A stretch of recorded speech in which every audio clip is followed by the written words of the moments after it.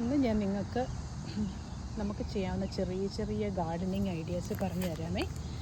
അപ്പം നമ്മുടെ വീട്ടിലൊക്കെ കിടക്കുന്ന പഴയ തടിക്കഷ്ണങ്ങളും പാറക്കല്ലുകളും ഒക്കെ ഉണ്ടെങ്കിൽ അതെല്ലാം കൂടി ഇങ്ങനെ പറക്കി ഒരു സ്ക്വയർ റെക്റ്റാങ്കുലർ ഷേപ്പിലാക്കിയിട്ട് നമ്മുടെ വീട്ടിലെ പച്ചക്കറികൾ, വേസ്റ്റുകൾ, പേപ്പറുകൾ ഇതൊക്കെ കൊണ്ടുവന്നിട്ട് ഒരു കമ്പോസ്റ്റ് പോലെ ഉണ്ടാക്കി ഈ ചെറിയ ചെറിയ ബീൻസൊക്കെ അങ്ങോട്ട് നട്ടുപിടിപ്പിച്ചാൽ കണ്ടോ ഇങ്ങനെ അങ്ങോട്ട് ബീൻസ് അങ്ങോട്ട് കിളിക്കാൻ തുടങ്ങും. ഇതൊക്കെ നമുക്കിപ്പം പിന്നെ പബ്ലിസിറ്റിക്ക് വേണ്ടിയൊന്നും അല്ല, ചെറിയ ചെറിയൊരു ട്രിക്കുകൾ നമ്മളിങ്ങനെ പറഞ്ഞു കൊടുക്കുന്നതേ ഉള്ളൂ. ഇതെന്ന് പറയുമ്പം കടയിൽ നിന്ന് നല്ല 2-4 കഷ്ണം തടികൾ വാങ്ങിച്ച് ഒരു റെക്റ്റാങ്കിൾ ഷേപ്പിൽ ഇങ്ങനെ കട്ട് ചെയ്ത്, ഇത് തണ്ണിമത്തനുണ്ട്, പിന്നെ പംകിൻസ് ഉണ്ട്, ടൊമാറ്റോസ് അവിടെ കിളിച്ച് വരുന്നുണ്ട്. ഇത് സുക്കീനി എന്ന് പറയും. ഇത് നമ്മുടെ നാട്ടിലെ ഞെക്കുമ്പം പൊട്ടുന്ന ഒരു തരം പൂവുണ്ടല്ലോ, അത് പേര് മറന്നുപോയി.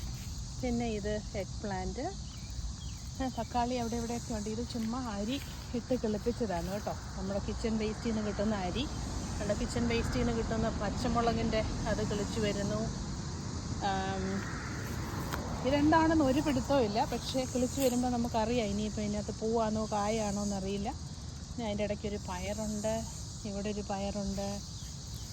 പിന്നെ നമുക്ക് എക്സ്ട്രാ ഉള്ള വേസ്റ്റുകളും ഇലയും കമ്പും ഒക്കെ ഇതുപോലെ വേറൊരു ബോക്സ് ഉണ്ടാക്കി നമുക്ക് കമ്പോസ്റ്റായിട്ട് ഉണ്ടാക്കാം. അടുത്ത വർഷമാകുമ്പോഴത്തേക്ക് ഇതെല്ലാം ഉണങ്ങി കരിഞ്ഞ് നല്ല വളമായിട്ട് വരും. അപ്പം നമുക്കത് ഇതിനകത്തോട്ടിടാം. പിന്നെ വേറൊരു കാര്യം എന്ന് പറഞ്ഞാൽ ഈ ചെറിയ ബീറ്റ്റൂട്ടിൻ്റെ തണ്ടൊക്കെ നമ്മൾ കളയരുത്. അതിൻ്റെ ടിപ്പ് അങ്ങോട്ട് കട്ട് ചെയ്ത് ഇവിടെ കുഴിച്ച് വെച്ചാൽ രണ്ട് ഇങ്ങനെ കിളിച്ച് വരും കേട്ടോ. ഒന്നുമല്ലേ ഇലയെങ്കിലും കിട്ടുമല്ലോ. ഇലയൊക്കെ നമുക്ക് തോരൻ വെക്കാനൊക്കെ നല്ലതാണ്. പിന്നെ ഇങ്ങനെ ഒരു ട്രെല്ലിസ് പോലെ ആമസോണിലൊക്കെ കിട്ടും, അത് വാങ്ങിച്ചിങ്ങനെ ഒന്ന് കെട്ടിക്കൊടുത്തു കഴിഞ്ഞാൽ ഈ പടരുന്ന ഐറ്റംസൊക്കെ അങ്ങ് പടർന്നോളും.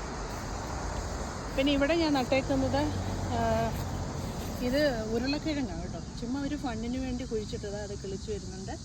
പിന്നെ ഇത് വേറെ വെള്ള മത്തങ്ങ, ഇത് നമ്മുടെ ഈ പടവലങ്ങ പോലെ ഇരിക്കുന്ന വെളുത്ത പൂസണിക്ക എന്ന് പറയും തമിഴ്നാട്ടിൽ, അതാണ് അത് സംഭവം. ഇങ്ങനെ കിളിച്ച് വരും.